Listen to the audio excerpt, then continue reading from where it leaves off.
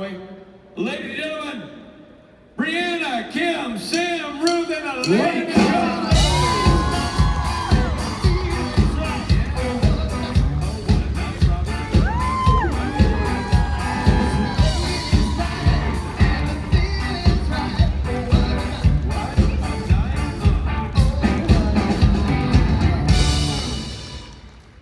We gotta get you back in the bass, Richard. Do you have any last words? I know, just I love you and it's so beautiful. More people. There you go. Thank you, everybody. Appreciate you. Thank you. Thank you. This one. Coffee. Thank you. Thanks, guys. I just need a bit more disco in the morning. I needed more disco. Hi. Disco? I needed more music. I was like, more music. You should go to Kim and Brianna's photo op. It's like a day party. I was like, why is it so party in here? That's my fault. That's right, goddamn. Yeah. I felt like I needed to What music have are more you, than coffee. What music are you playing in your... Well, there's a lot of 80s alternative with occasional ABBA, and then some contemporary beaches. You've got some Missy Elliott in your mix. Yeah. Love a bit of Missy. You know, the best part about Chris is like he knows all of us. So as soon as you walk in, he like turns on your playlist. Do you know what's in my playlist? Huh? Olivia Newton-John. What song? I like that. Yeah, I like that. Yeah. If You Believe We Are Magic. Oh, that's great. I love it too. So fitting. I know. It's on my Spotify. Oh. Yep. Hello. You're very spread out. So I know. They're There's all so in many line for chairs. Jim's picture. We're gonna have to like that right? really Like, word of engage or something. These microphones are very echoey today. The what are? The microphones are very echoey. Yeah. Are we echoey to you? Oh. Oh, I'm sorry. Sorry. You guys can make noise, right? You know that? Especially that lady in the back right over there who's not paying attention. Yes, you. Hello. How was karaoke last night? Yeah, they showed up. I heard you guys were like off the chain a little bit. The DJ said it was his favorite karaoke ever. Yeah, that's intense. I'm waiting for that crazy crowd to show up this morning. You're like, no, They left it all. you guys blew your wad last night, huh? They're saving it for the Saturday night special tonight. They're saving fucking it themselves. hungover. Oh, don't even fucking get me started on the coffee. It's a whole thing. The coffee's gonna show up mid-panel and I'm gonna start weeping. So, Yeah, we haven't had our We have coffees also yet. not had our coffee. Although Matt has two. yeah. And we're Anyways. like, twice. Matt has two, Brianna has none. Of all the people I who have do none. not need two coffees. Is Matt cool? They were Matt large Cohen. coffees at that. Wow. He's gonna vibrate into a different dimension. He just have to pee a lot. You can't even see him. He's just like, zoom. Why is Matt so fuzzy? It's because he's managed to achieve fourth dimensional His Instagram existence. videos are gonna be like, His coffee, if I were to drink his coffee, I'd have to go to the bathroom halfway through because it literally is so big. It would it would fit, right? I don't understand people who can drink that much coffee. yeah. You can. I can. I'd love to have that challenge right at this moment. This is so exciting. All right. We have some questions we're supposed to answer. Yeah. Where's the Yeah. queue? I'm over here. There. Oh. Yes. There you go, Ruth. Go Okay, ahead. What's your name? Where are you from? What do you want? My name's Riley. I'm from Paris, Texas. Wow. My question is, what is something that other people value but you don't? Ruth?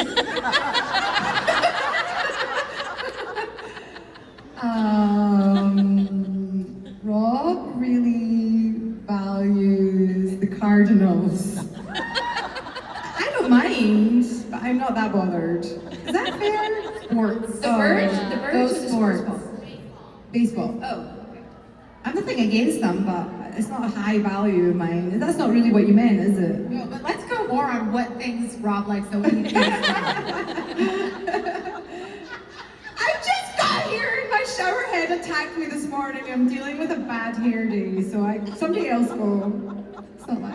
my turn. Alaina. What was the question? It was, What do others value that you don't? Oh, what do Manners. what do others value that I don't value manners? Me? Oh. See, I just was rude, so I wasn't saying you were rude, I was saying I'm rude. Like, she doesn't care about manners, that one. What do others value that I don't? Oh my gosh. My answer is cocaine. You would not guess that from your playlist. No, that's I because walked in going, I feel like I need to be on cocaine. that's because I don't have any cocaine. It's my cocaine alternative. I agree. So we've got the Cardinals, cocaine, what Yeah, else? drugs. Not a fan. You're not a fan of drugs? Fancy cars. I don't care. Give me a clean bus. Get me from A to fucking B. Would you live in a bus? Would I live on a bus? Like, you know, there's like oh, a fuck trend. Yeah, I would can love see that. you like a van. Actually, Van talked about life. that. Van life. This is what the housing crisis is like in Vancouver. We're like, should we just get a van and just go anywhere? Drive to Banff. Yeah, anywhere. Why Just not? live anywhere. I could see you doing that and having a whole YouTube. The issue is that I do love the products. Like, I'm in love toiletries. Like, half of my suitcase is makeup and toiletries. Yes, I I know. can't carry my bag on overseas because they're like, what is happening here? Why do you have four, like, in your carry-on, in your purse, in a bag, another bag in your purse? Like, Yeah, true story. need I it. stayed in Sam's hotel and I was like, I'm not sure there's room for me. I once had a Zoom training session with Sam on how to apply face oil, and it was awesome. It was really wonderful. My entire week bag on a vacation would be Sam's cosmetics. Yeah. yeah, same size bag. Same size. Oh yes, other people value Luggage. stuff. Luggage. I don't like stuff. I like empty spaces. That's a very, like, Zen thing to be detached to stuff. It's not so zen, it's that the opposite of it is like just chaos. I'm like, oh, why is there stuff everywhere? I don't like stuff. Good question. Nobody has ever asked us that question before. And could Never thought about it. Don't know how to Thank you. answer But it. I'm gonna ask that on every first date. Thank you. It'll rule out. It'll save me a lot of pain. That is a good first date question. What do you value that other people don't? What do other people value that you don't? But also the other way around, like both. Because I value tartan, like most other people don't care. Tartan is one of my plaid. Oh. I'm sorry.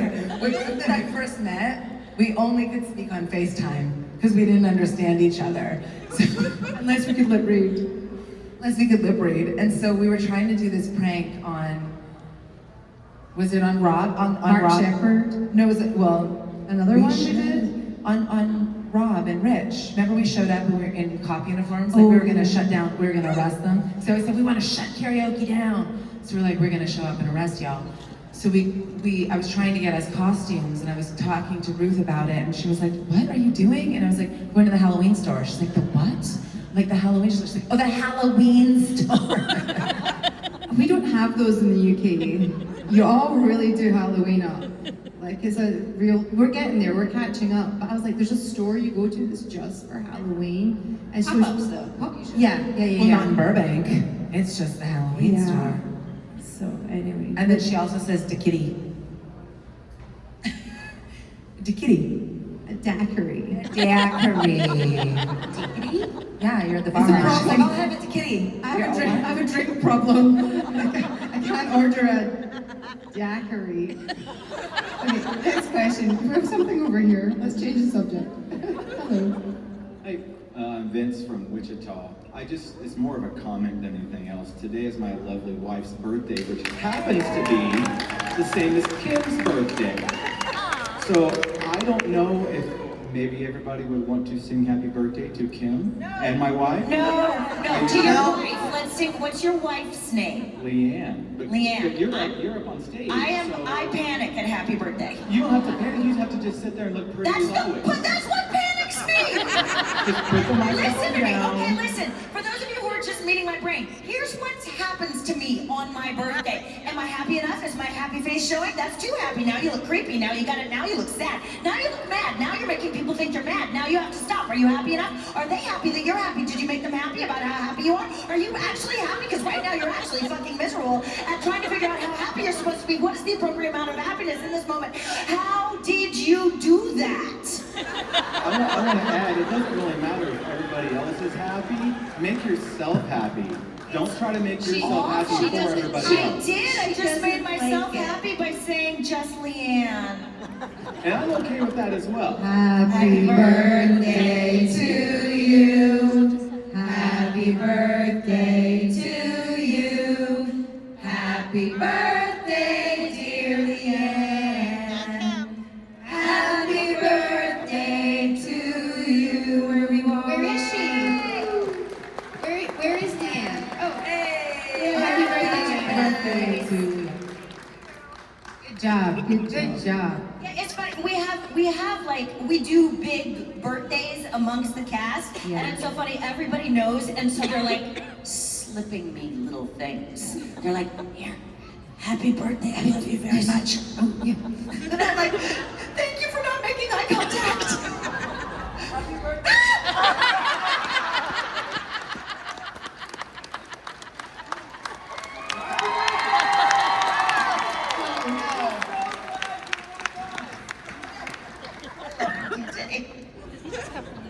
I'm super glad you were born. Thank you. I'm glad I was born too. Last night, my favorite, my work wives got me cheese for dinner.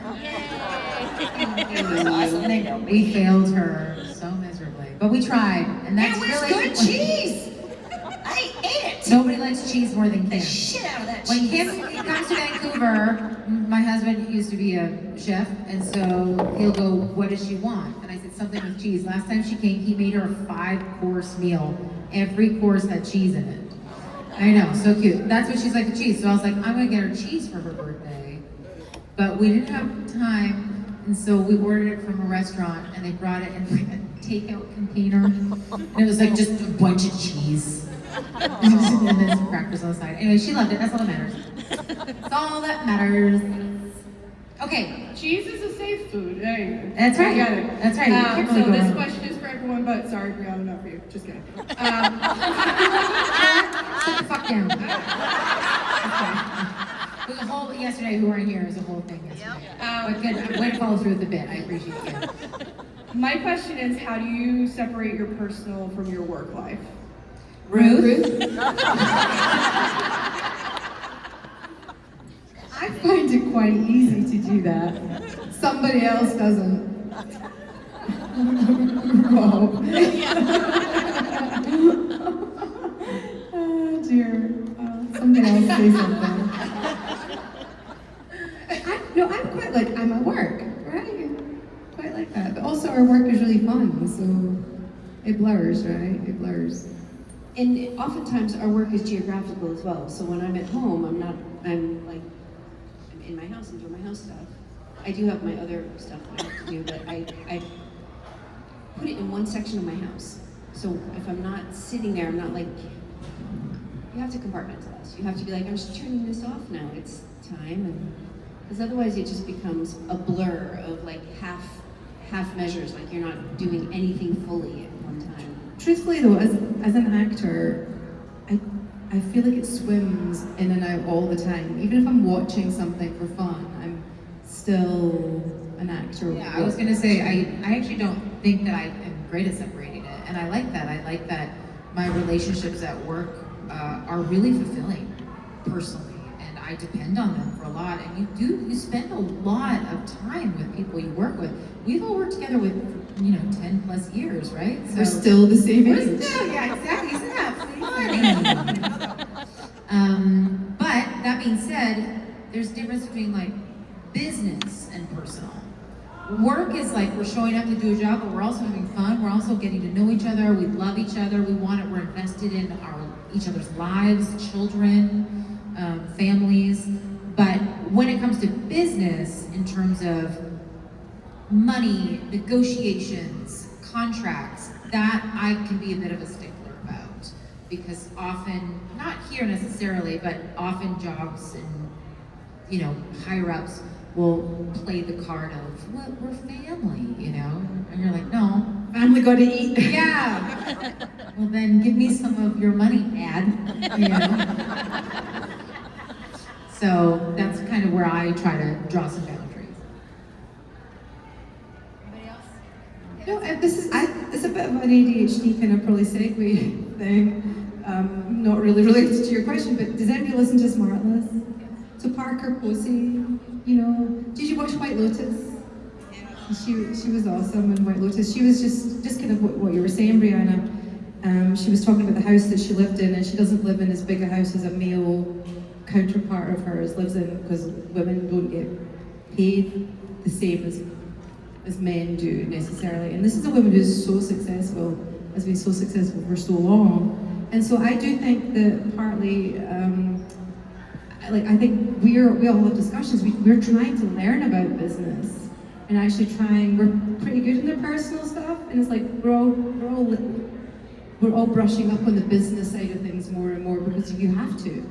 And in today's age, online and everything, it's figuring all that out. It's a job. It's work. I wonder, did she specify that she doesn't because she doesn't make as much money, or does that come back to a values thing? No, she said, she kind of made a joke, I don't know if you've all heard this, but like women don't get paid the same, you know, because a male actor who's just as famous as she is has a much fancier house. But does he have like an investment portfolio? Because I think oftentimes, again, we come back to like values and like, you know. Seems like a real hippie, and I love that. Or like Drew Barrymore is really notable for like her cute little apartment with like IKEA furniture. Yeah. You know, she does her little TikToks in. I feel like, back to your question, like the work-life balance, I feel really blessed to, I kind of created my family as I created my career. So I never, I grew those aspects of my life together, and I think it's been a blessing to me because I've had to sort of make it work along the way, and I feel like it's innately just given me like a lot of balance in my life. So when I'm at work. Sometimes I take my kids have all had like high chairs and cribs in my trailers, and now I'm sort of on the other end of it because my kids are grown up, and I have a little more freedom, and so I'm finding a little bit of a different balance now. But yeah, it's all a balance. That's what it is. Thank you. Thank you. Here. No. Over here. That seems very clear. Hi, my name is Winter. My question is for Ruth. Love you so much. In the scene on Supernatural, when you're talking to Dean, what does fifth base mean? I knew you were going to say that. Fifth base. So I say something about fifth base, and he's like, "Wait, what's fifth base?" And I'm like, "Oh, you poor sheltered child, you poor sheltered boy." Rowena knows very well what fifth base is, and she's participated many times and instigated it. Ruth, I have no idea. And my mind boggles. Is that okay? Is that an okay answer for you? Thank you for your question. Did you ever ask? No. Let's brainstorm on it right now. Let's brainstorm. Fifth base. I think it's for entities that can create new orifices in their own bodies. It's the boys. What if it was like multiple orgasms? Well, with multiple orifices. I think there's like an Like all being penetrated? Yeah. I have ideas. I do have ideas. But that's between me and Rowena. Yes. You are both ladies. But interesting about like story points when they come out in a script, like a lot of times we don't know what they mean, and we do have to ask for clarification. Sometimes they don't know what they mean. Yeah, I can say. Sometimes you just have to make it up for yourself so you can act the scene out. Andrew Dad, could you clarify to me exactly what you mean? And Andrew, particularly. Interesting. I thought it was a great line. I was so happy to have to say it. Did Dean know? Yeah. Jensen. Rowena had different relationships with all the guys, and like she had a bit of a contentious relationship. She knew he would. Sam was never going to kill her until she asked him to, but Dean probably would have, if he needed to. But she would tease him. Yeah, it's fun. Well, Just want everybody to know the coffee is still not arrived. I got this decaf. Do you want? No, I want fucking decaf. Sitting here weeping. Anyway, next question. Hello. Okay, so each of your characters grew into complex, commanding women, kind of in this like male-dominated universe. So I was wanting to know, it's kind of a two-part question. How did playing such a strong female role shape your voice as a woman and creator, and what do you hope that your fans take away from those characters? I have to interject very quickly for every one of you who has realized that my dearest on that end is complaining about coffee and I have a big old fucking cup of coffee in my hand. I have offered it to her numerous times. I love that so you had know. to make note of that, going, I love my wife, I promise. She has offered to me, I refuse, because it's her birthday. Also, she doesn't like the coffee I drink. No, I do.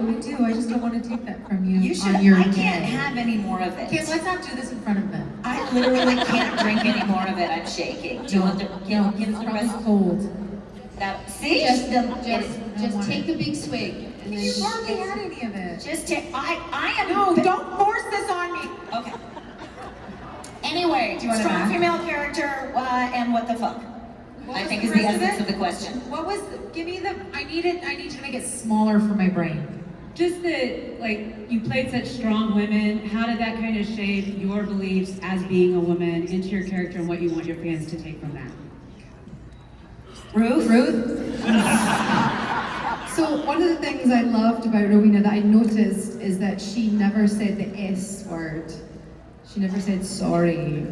And I personally, as Ruth, I'm like, sorry. I wrote it in a text yesterday and realized I didn't have to say it and deleted it and just left the sentence as it was without the S word in it, because we do it all the time. So that's something that I would have liked to have learned from my character that I'm still working on. And I think it's there's something empowering about not saying sorry. I think you need to apologize when you need to apologize. But apologies don't necessarily have to involve the word S, because that can be meaningless. It's actually about accountability. And if you're apologizing and asking for something, you're not really owning what you're asking for or what you're saying. Or I can't do something, like I won't do something is different. And I think that's a general, it's a kind of joke about not saying sorry, but I think there's something to it. There's something about saying, I realized that was incorrect and I really apologize if I hurt your feelings. Or I did hurt your feelings, and just using it in a kind of in a mindful way rather than just every hour of every day saying sorry, and apologizing for your mere existence. Well, and to your point, I think not then holding your own boundaries. Like the apology is like, I can't do it when the reality is I actually don't want to, and that's okay, and I shouldn't have to make an excuse for it. I don't think men apologize like women apologize. No, I know. I mean, it's unconscious. Sorry. Oh, sorry. I dropped something. Sorry. Like, you. Try being Canadian. Yo, I'm like, you do not have to apologize for passing the salt. It's sorry. Would you mind? Sorry. We've talked about this a lot over the years. Kim and I, with folks and meet and greets and stuff, is utilizing the practice of apologizing when a true apology is necessary, and there are occasions.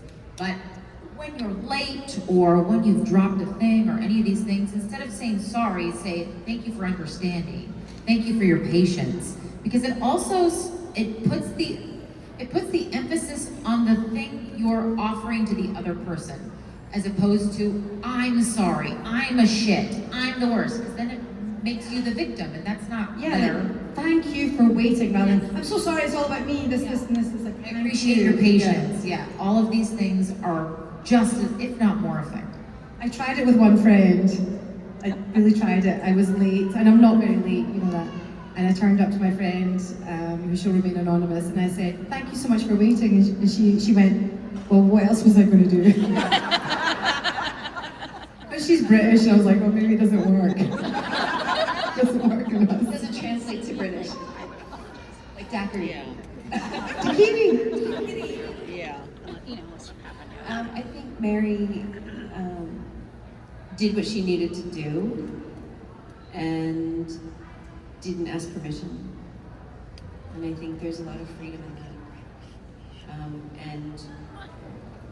One of my favorite quotes is, it's none of my business what anyone else thinks about me. And I think Mary embraced that. She's like, okay, you can think what you want. And, you know, I think she did apologize to her boys if they were upset with her. Like, I'm sorry that you're hurt. I wouldn't change it. This is what I needed to do. And I think there's room in life to, it's related to apology, to doing what you think is right and what's necessary, as long as you're not intentionally hurting anybody. I see you carrying that forwards. I see you doing that. Thank you. In a very kind way, but you do it. Thank you. Did you get a room? Okay. Not here, maybe. This is a large room. That's right. Fifth base. Fifth base. I feel like there could be a lesson in sort of being completely unapologetic, and I feel like that to me was like, Abaddon was that to her detriment. So I don't think you want to be so arrogant in your confidence that like you implode and destroy everything around you and to your own demise. So I think, yes, confidence and being unapologetic, but like having a conscience is great too, and empathy and self-reflection. And so again, back to balance.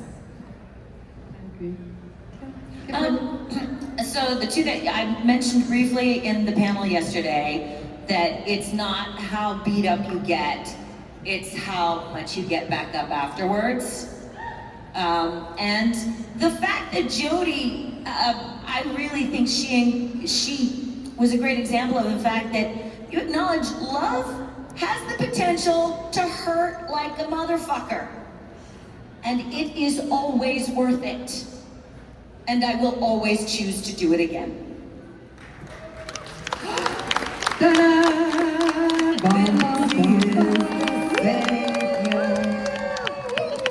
of applause for the coffee. That was like almost standing. She's gonna leave. Here, Lindsay. Good. Please don't post pictures of me holding up Starbucks. That's all I ask. Although it's holding you up. It's okay.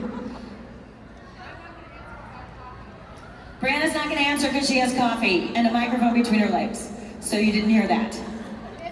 Fifth base, baby. Thank you for your I feel like we question. could all write an idea of what fifth base is. Hi, so you guys have played a lot of different character archetypes on the show. There's the fridge wife, the small town cop. So I was wondering, for any show or movie, is there a character archetype that you would love to play that you haven't played yet in your life? Anything other than mom. Especially at, these ages we're starting to enter into. Anytime you play something other than like a mom or a maternal figure, especially if you're going to be a recurring, it's fun to play the bad guy or the sex pod or any of these things that they assume women over 40 aren't. We are, so fucking back up. That's right. I'm actually so excited to like enter the mom era. Like I feel like for so long I was a mom and I was never cast as a mom. I was like the superhero at the sex pot, and I'm like, but I'm also a mom. And so I'm finally getting to play those characters, and I feel like they resonate so strongly with me. But I do notice as I get older, the characters I'm getting are really like super exciting, like very powerful, still very dominating. A lot of auditions, not necessarily booking these jobs, but outside of like just being a young hot person or whatever. It's like there's depth and character, and it's really fun to develop that. I would like to play somebody nice. No, I tend to play, even if my character is nice. The night nurse was nice. Yeah. She just was strict. Feistiness and but I'm interested. I just want a job. I want a job. I think you can mine so much out of any character. You can bring so much. I'm so excited to see what can come. And I know we hear lots of, I've really not had many audition opportunities this year, but I hear a lot of women complaining, and rightly so, that the female character is in relation to the other characters. And that, so even for example, Rowena, I was told she was the mother of the king of hell, like, which is a fun thing to do. I love by the end she was Rowena, right? She was a standalone person, and that's what I hope for. I hope for a role. Obviously in relation with everybody else in the script. But not defined But not defined by the fact that characters. you are somebody's mother or somebody's wife or somebody's sister or whatever. That's it. I don't really care. I want to play interesting anythings. Give me a job. Do you have a job? You can give me. I'll play it. I want to play like a judge, like a prosecutor, like DA or something like that. Somebody smart. I'm watching Matlock. You could be on Matlock. Yeah. Have you guys seen the TV show The Pit? Oh, I heard it's great. This show is, and I've never in my life watched like a medical procedural. It is fucking unbelievable the way they shoot that, and because of the way every episode is an hour in their round. Every episode, so the whole season is one shift. All the guest stars, quote unquote guest stars, are in almost every episode. So it's this massive ensemble, and the cameras are following through the hospital. Anyway, it's incredible. But all I thought was how they could get around the contracts. I think there is some new contract that they've done. I don't know what it is, and I don't think anybody's miserable about it. So I think it's, He's a good producer. Oh, Wiley's a good producer. But I watch them say these words like it's nothing, like they're complaining about not having coffee, and it is insane. I just think, I don't know that I would be able to do that, be able to just whip off all these medical terms. Right. Like, while also being good at acting, Anyway, highly recommend. Great show. Thank you. Hi everyone. I love you all, but my question is for Ruth. Ruth? It's because I wasn't here yesterday. We're into it. Throughout the entire show, throughout your lovely Rowena, did you love how her character developed? And if there's anything you could change, would you? I felt so fortunate that it kept going. Ruth felt fortunate, but I loved it for her that she kept going. There was one period of time where Rowena we'd got past Amara, we'd we'd all not died with the darkness, and I'd been trying to make my mega coven, and then we were fighting the darkness, and then there was one point in time where I was just wanting to, and I don't mean to offend anyone by saying this, it's just in the script, that I was just wanting to meet a Republican and retire to Boca Raton and drink martinis, and at that point I remember Rowena was she didn't have a big aim. There wasn't a big objective for her at that point other than just that. And I remember as an actress feeling a bit like, I'm not sure what I'm doing, because it's really good when you have a really strong objective. Not that it wasn't important to her, and it was interesting that it's kind of lull in the character. And then it was really a relief that she finally she found another drive, which was to try and get Fergus back. And then. So it's interesting, you go through these things with the characters. I just would have loved in Hell to have gotten there sooner so that I could do more episodes where I'm bossing everyone the fuck around. That's all. Excuse my French. I didn't say yes. Okay. Thank you. Thank you so much. Thank you. Hi, my name is Nikki. It's my 30th birthday weekend also, so I'm very excited. So I want to ask everybody, if there was a supernatural being that you could choose to be, which one would you be? A being? Yeah, like a supernatural being In real life? all that kind of thing. Like real supernatural things. Yeah. Which one would each of you choose to be? Was I born that way or did I turn into that way? Is my family also that way? Do I know that I'm still me? If I'm still me, how did I suffer the trauma that makes me? If I didn't suffer the trauma that made me, would it not be trauma because I'm an alien or a monster or whatever I am? Do I get to turn back as me? How do other people do? In this world, do Sam and Dean want to kill me? Am I aware that Sam and Dean are on a television show? Am I aware that I'm a being from a television show? Again, how do I raise my daughter from a monster? How did I have my daughter from a monster? How did I become me if I'm a monster? And am I a monster actually?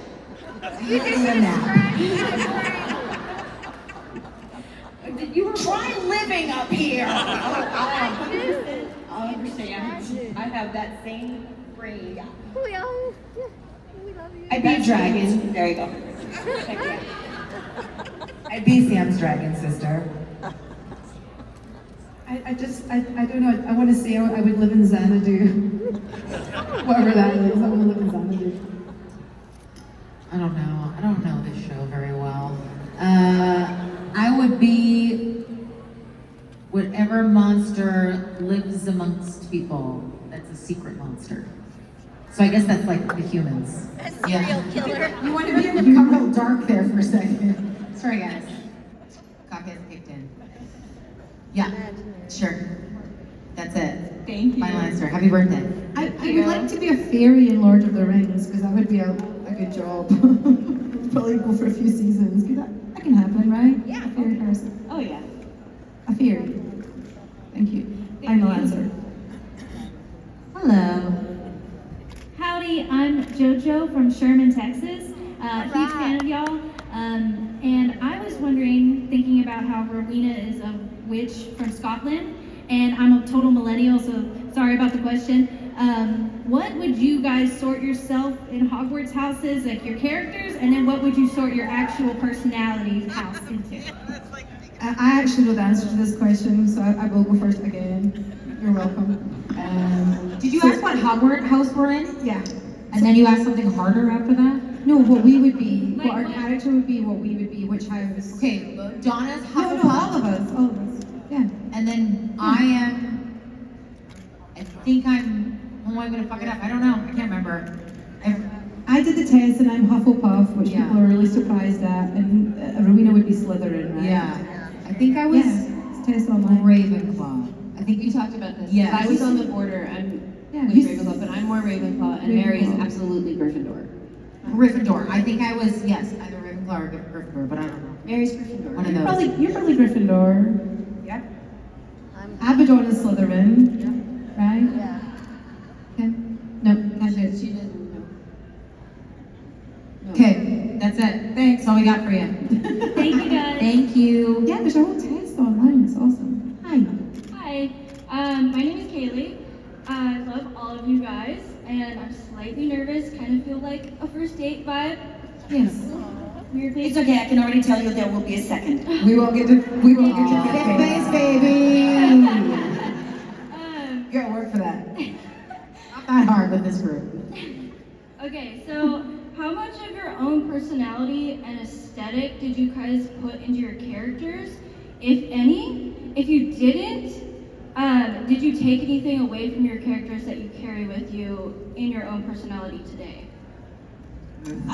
Jody, when Jody hugs Mary, like I have been friends with this woman since before Supernatural existed. So when we were finally on set together and Jody's like, your mom, and I like jumped on her, that was 100% Kim. There was also a moment when Jody and Dean are not looking at Dean's injured, and I just had my hand on his and we didn't look at each other, but we just squeezed hands. Kim is very tactile. So anytime you see Jody like touching and, you know, the hugging, the smushing, the look, that was Kim's, that was Kim and Jody, because Jody was she was that way with her child, but other than that, she was a cop. You don't touch without consent, and so that kind of bled into Jody. She got a little more touchy-feely gooshy than I think they intended, but they never corrected me, so I went with it. And also, hugs. It's a great I love that. There's a balance. I feel like the casting people for Supernatural are wizards. And I feel like they saw something in each of us and everyone and planted it in soil and grew the character out of it. So there's a piece of us. I mean, that's the thing about casting, like their essence of you is right for the character and the humanity of it. And Mary is very different from me in many ways, but also it's a piece of me. So I don't know that I can really differentiate much of it. 100% all the eye rolling was Sam. and like the impatience with the boys of it all. Not just when the boys are being boys, like when Dean doesn't want Mary to come hunting, she's like, okay. And, you know, quarreling with Lucifer and all that, it's just like, for the love of God. That's 100% me. But the rest is on the page, and you just filter yourself through it. And that's because the writers and the storytellers gave it to us like a gift, and was like, you do your thing. It's hard, I can't separate them. I feel like I had quite a lot of influence over Rowena's wardrobe, which is not to say that I would wear an evening gown during the day. But I cared about the aesthetic for her because I felt it was important and quite defining of her.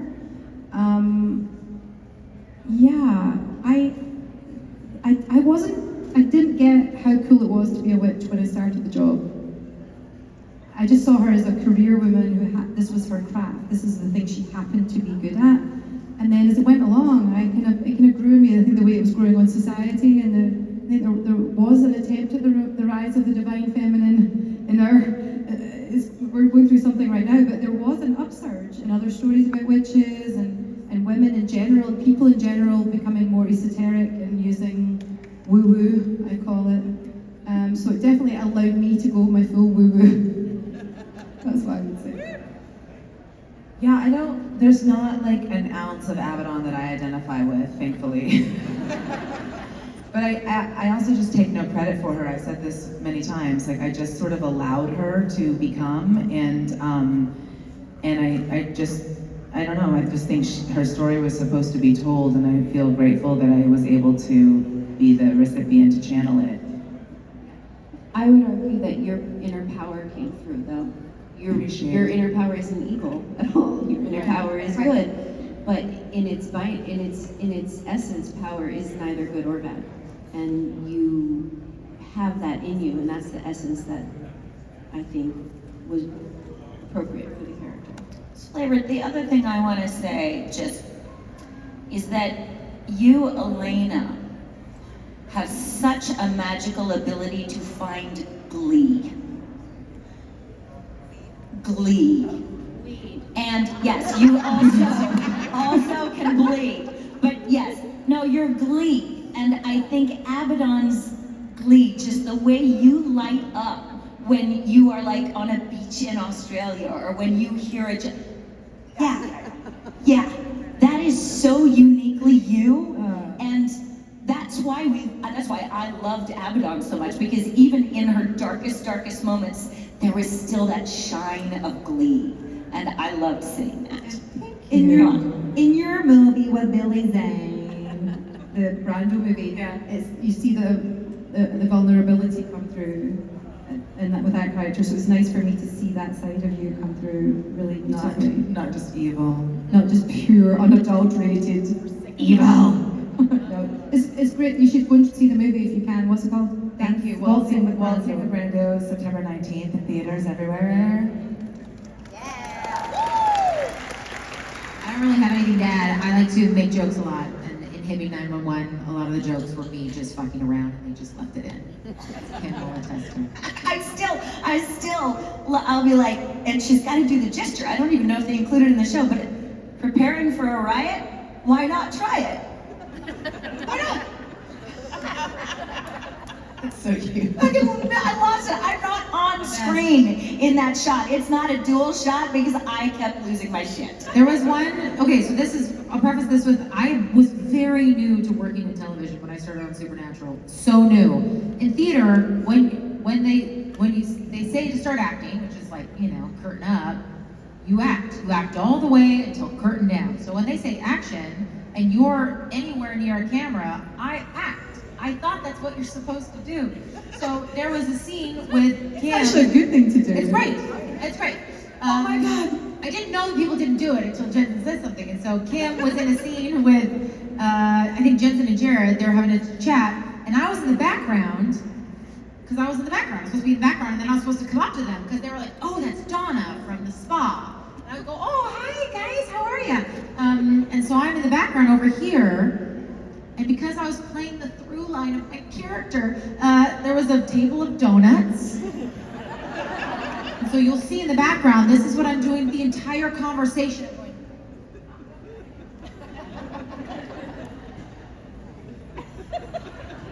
At one point you leaned in to like take a closer look. The whole time, and Jensen is laughing. He's like, "I saw everything you did back there." And I was like, because at a certain point, I'm sure it's distracting and you're not supposed to do it, but I didn't know. Anyway, acting's fun. I have to go back and watch that now. I can't wait. It's just like, you just gotta have a good time, yeah? Anyway, great question. Thank you. You're very welcome. This side. I think we have time for one more. East side, west side. Hi. Guys, My name just is want everybody to know this is where I'm at now. She's had coffee. This is where I'm at. You even stood up there for a minute. Yeah, I It's did. great. I did. I felt it. Okay, after you, friend. Hang on just a second. Hey, Rich! I thought you said you were the bass player, so you weren't saying anything. I know you're back there. What I hear happened? you. Hi, we're taking one more question. Yeah, do it. All right. Hi. Hi, my name is Shay. I'm from Tulsa. And my question is, if there were movies about each of your characters in the actual supernatural universe, who would you want to play your characters? Me! We all need a job. That question's too meta for me. That is so hard. Rich. I want Rich to play Donna. I said already I want a job. I want to do it. I want Ruth to play Donna. Yeah, there. Ruth, you can play Jody too. It's a great question. It's so hard though. It's so hard. It Yeah, is. Rich. Listen, I know that we're nearing the end of your time on stage for now. But we would be remiss if we didn't sing a certain song To a certain to somebody. a certain someone. About a certain thing. About a certain thing that happens on a certain day once a year. Ladies and gentlemen, today, this very day, the day that we are all inhabiting right now currently, is the birthday of Miss Kim Rose. You're the perfect one. So let's all join and sing. Here we go. Happy birthday to you. Happy birthday to you. Take it off, Misha. Happy birthday, dear Kim. Happy birthday to you.